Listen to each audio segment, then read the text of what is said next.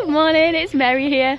I am at Edale, which is the start of the Pennine Way. So if you've not heard of that before, it's a 268-mile long distance trail going through England up to Scotland. So it starts in Derbyshire in Edale, goes through the Yorkshire Moors, round Hadrian's Wall and then up to Scotland. But I'm only doing a day section of it today, so I'm doing about 20 miles. The weather is absolutely perfect. I left the house at about 5:30 this morning. It is now 7:30 and we have clear skies, a gorgeous sunrise, and I'm here at the Nag's Head, which is the official start point, and I'm going to keep you updated along the way.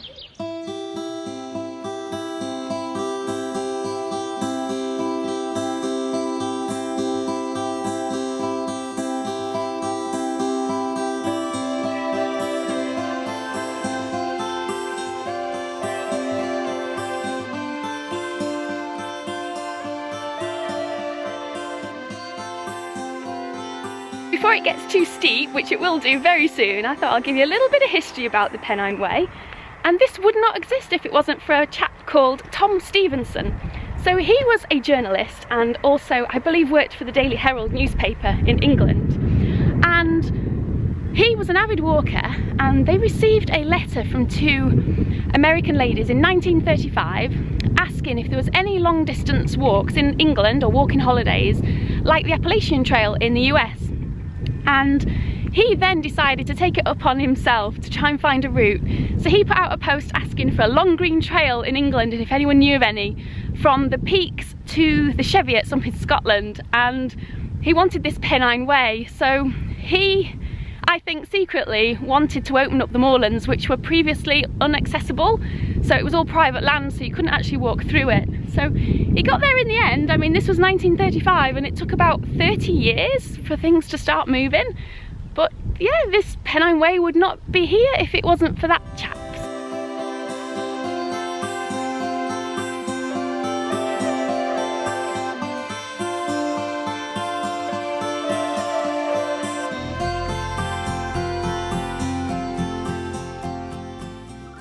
I'm coming up to a section soon called Jacob's Ladder, and this section used to be a really important part of the trail because it's an old Pennine trade route which used to transport wool and salt. So what used to happen is the ponies would zigzag across up these moors here, and apparently there was a chap, as the legend goes, called Jacob Marshall. So what he would do is go up the real steep way up the hill and watch all his steed going up and sweating and taking the long route. He'd be sat there cheekily smoking his pipe, and that's why it's called Jacob's Ladder. And that is where I will be heading up next. So it's very, very steep, so I probably won't be talking and filming at the same time. So I'll try and get some shots as I'm going up.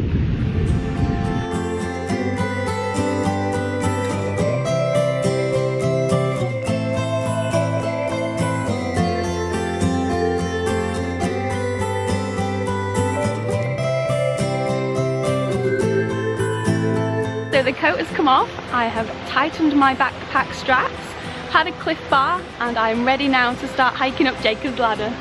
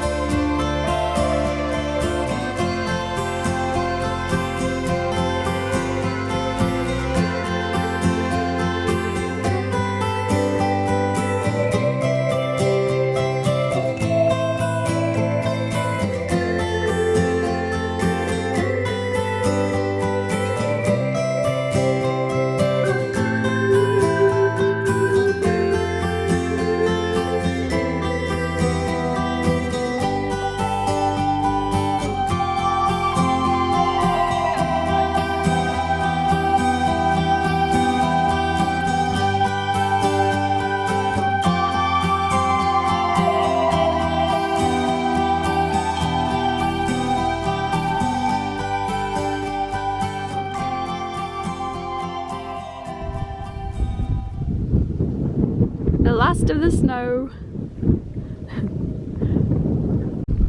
You know when you've reached the top of Jacob's Ladder because the wind hits you, but it has been a beautiful hike up, and I've now arrived at Edale Rocks, which is this strange formation up here.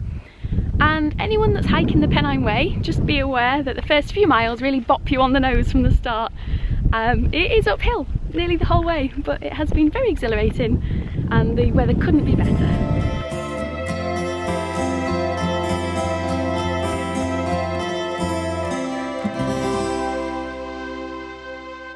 Just reached the highest point of the walk today, which is Kinder Low. So here's your trig point up here, and this is currently 2,076 feet, and the total ascent today will be about 2,500. So made it to the top, which is great.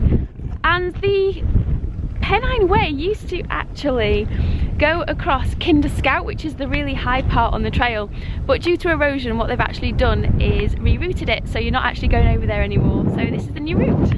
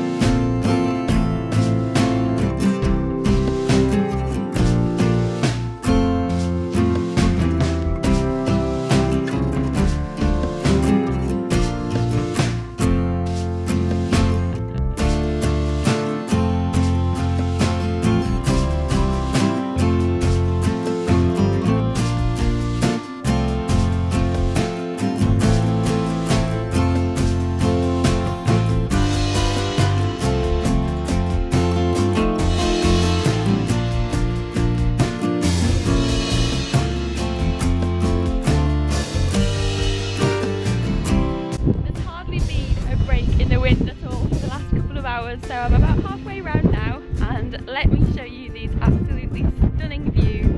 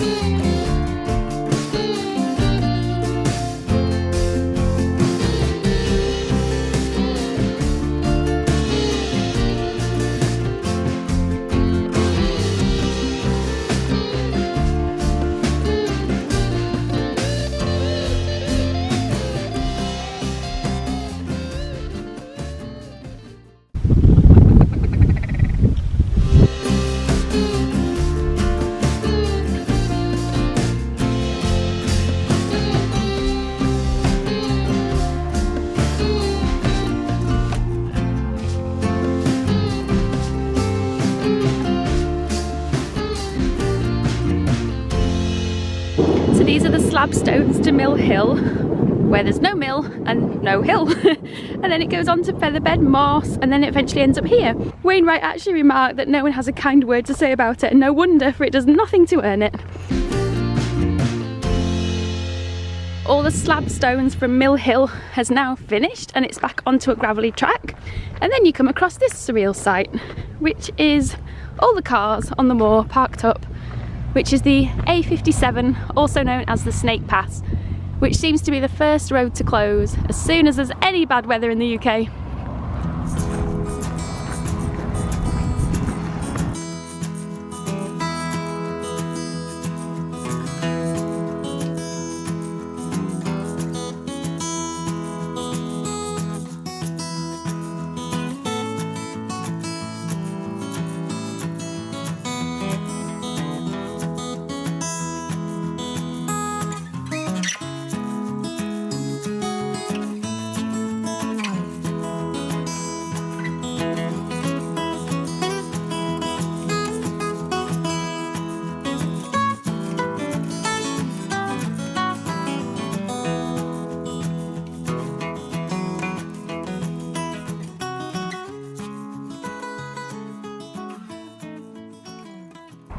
after you've passed the road and crossed over, you carry on the path for a little while and you come to this, which is an ancient path that it crosses. It's marked as a Roman road, but most of the remaining flagstones apparently are medieval. And it is called Doctor's Gate, and there are a few reasons why it's called this. One of them is because a doctor or alchemist apparently sold his soul and tried to reclaim it by having a horse race here and leaping across the pike to put water between him and the devil, and that's how he reclaimed his soul back. So that's one story, and let me show you the views while I carry on telling you the other ones. So the other ones are the fact that it is marked as an ancient boundary, so perhaps Saxon, or the other one is that it was dug in the 13th century by monks of Basingwork Abbey in Flintshire. And there you have it. That is Doctor's Gate.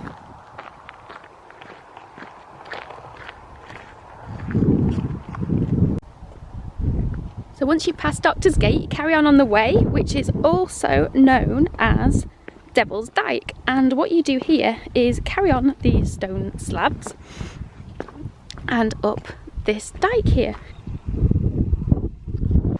This is a view where I've come from, so this is a view of the dike, also locally known as a groff or gruff, I'm not quite sure how you pronounce it, and that just leads all the way down here. So gorgeous little waterfall, love the sound of running water, and then carries on over this way. And you can see the marker in the distance. There's a few of these along the trail, and it's just kind of either arrows or acorns to let you know that you're on track. But wayfarers tend to get lost quite easily along this section, so they have put markers in the right places, I think.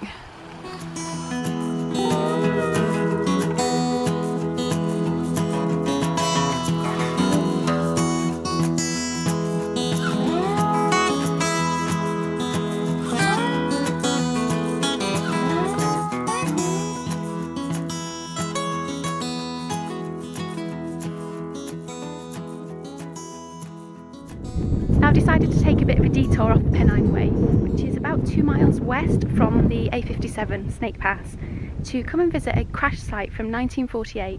So I'll show you the memorial first.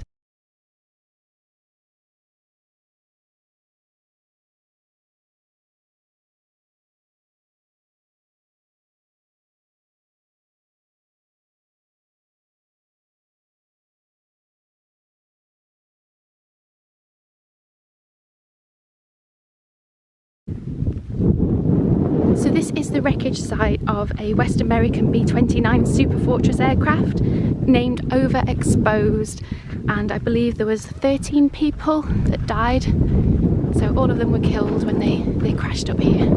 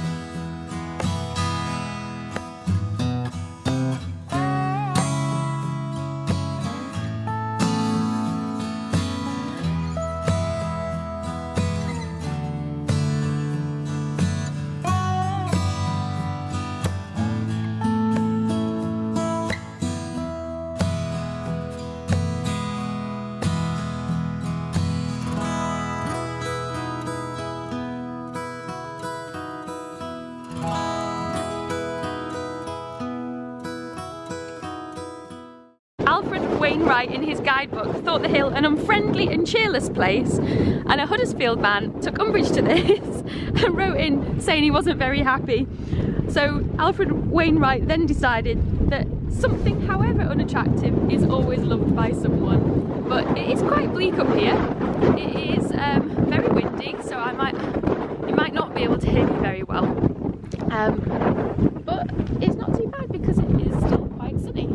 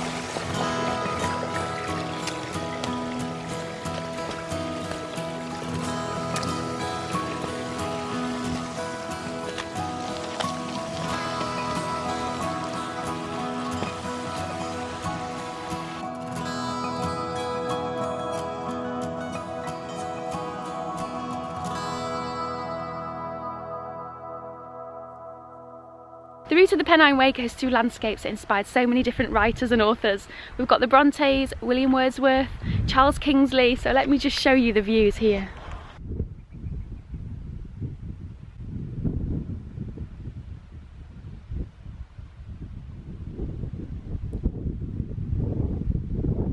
Fans of Harry Potter, Wallace and Gromit, Last of the Summer Wine, and also Robin Hood, Prince of Thieves was also filmed along the Pennine Way, so if you're a fan of any of those films or programmes, there'll be something of interest along here for you as well.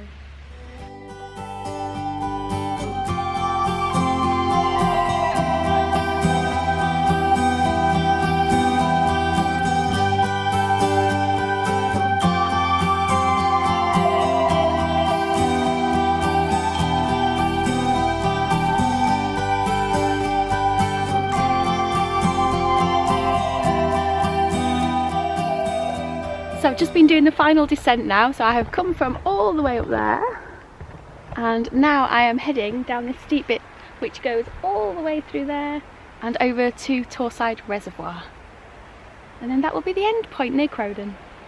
So I've completed the first day of Britain's oldest and toughest national trail, and I've just done one day, and if you can see you've got the end point here for the first day leading into Crowden, and then it goes along the road and then you're there at Crowden.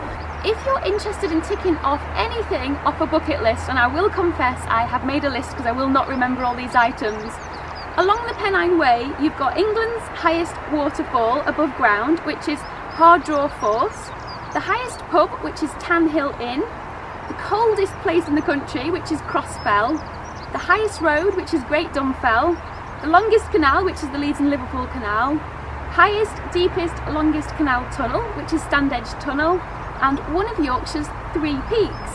So for those that actually complete the whole Pennine Way are called Pennine Wayfarers, and I will highly recommend it. It is an absolutely gorgeous hike, the scenery is amazing, and I would also recommend doing it when the weather is good because it makes such a difference.